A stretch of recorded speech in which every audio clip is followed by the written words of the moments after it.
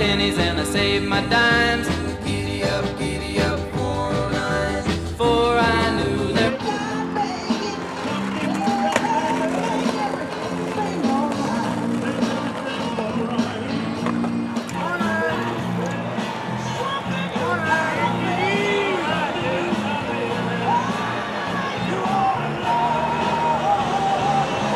Morning. You guys have a great day.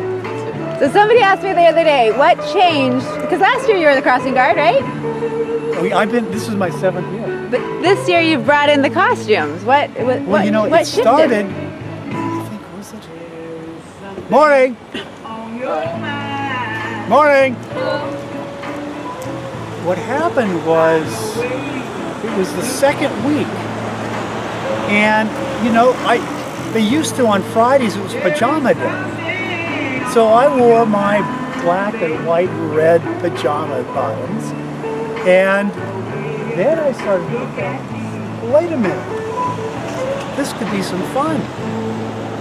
And not only that, but I have, about 8 to 9 months ago, I was ready to kill myself.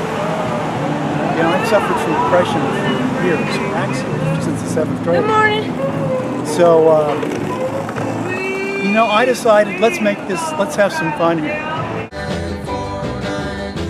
Giddy up, 409. Giddy up, 409. Giddy up, 409. Giddy up, 409. Nothing can catch her, nothing can touch my 409.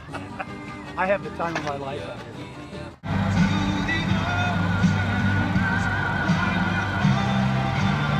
This is Sarah Brightman doing Andrew Lloyd Webber.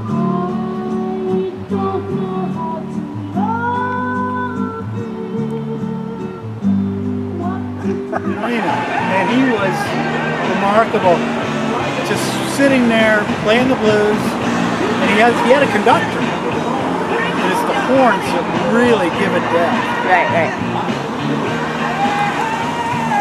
Yeah, Maud Frickard was the character portrayed by Jonathan Winters. Jonathan Winters was the mentor for Robin Williams. So there's a great tradition. Both were crazy, both were nuts.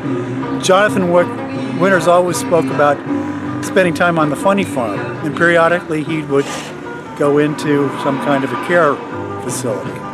So anyway, one of my favorite comedians of all time, completely nuts, just like Robin Williams, but genius as well.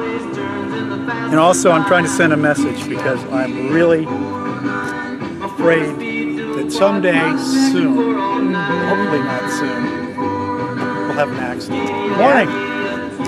Nothing can touch my 409. Giddy up,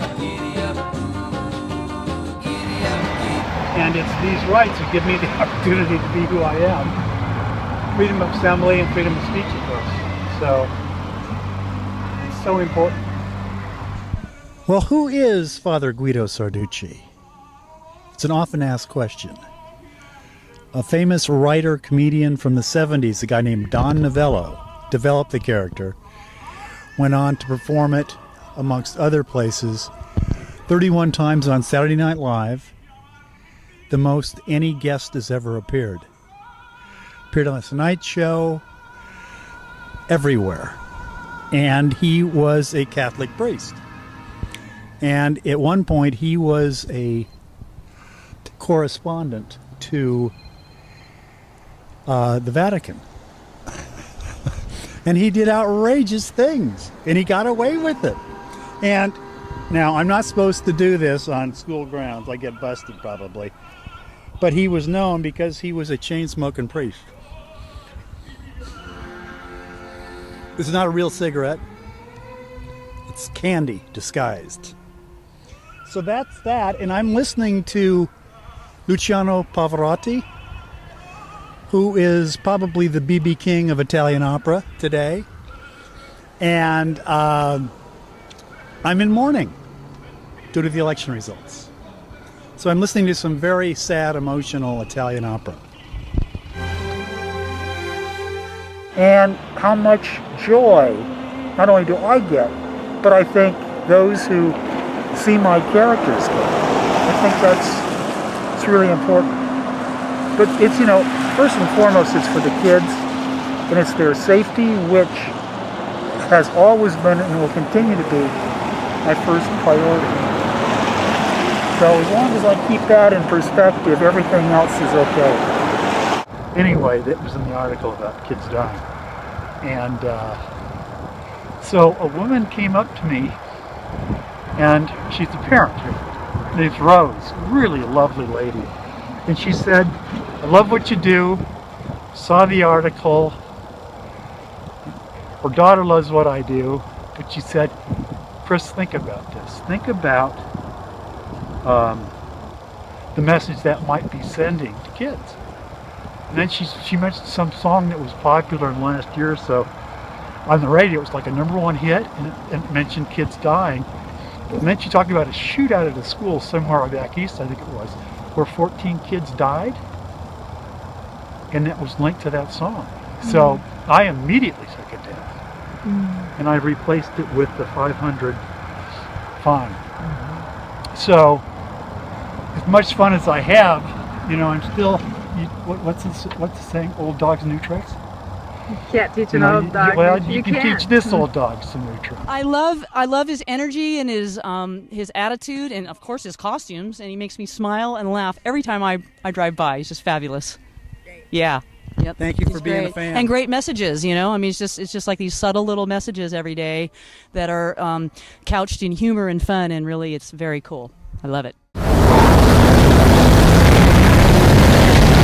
So what's your first and foremost goal? The first and foremost concern I have is the safety and well-being of the kids. And I never lose track of that, as much fun as I have. As much fun as they have seeing which character I'll be in that day. Plus, it's the music, it's the passers-by. I've already been asked twice this morning, where's the costume, where's the music? So until I get further clarification from the school district, I will wear appropriate attire. So that's it. I was this morning asked by a special needs teacher not to wear this wind mask because it scared one of her students, a special needs student. Shortly thereafter, he walked down the street, and I asked him, have I scared you in the last few weeks? He says, absolutely not. He said, I look forward to seeing you. This is the same boy who gave me a mustache one day. So I want to make sure that he wasn't scared. That's really important, because I don't want to do anything to upset, these kids. They're too important to us. So we'll see what happens with a clarification of, quote, appropriate dress. What are the guidelines for a school crossing guard? They're not specific. And again, I want to do everything within the guidelines. But I love my job, the best one I've ever had. Look at my office. The hours are great. No personnel problems to speak of. And I'm having a great day. It's the best job I've ever had, and I almost get weepy. I'm doing all of the kids. Yeah. And I think they get it. Most of them don't understand this 20-year service stuff. But I'm getting high fives from almost the retarded. Yeah. Anyway, darling, you have a wonderful day. Yeah, you too.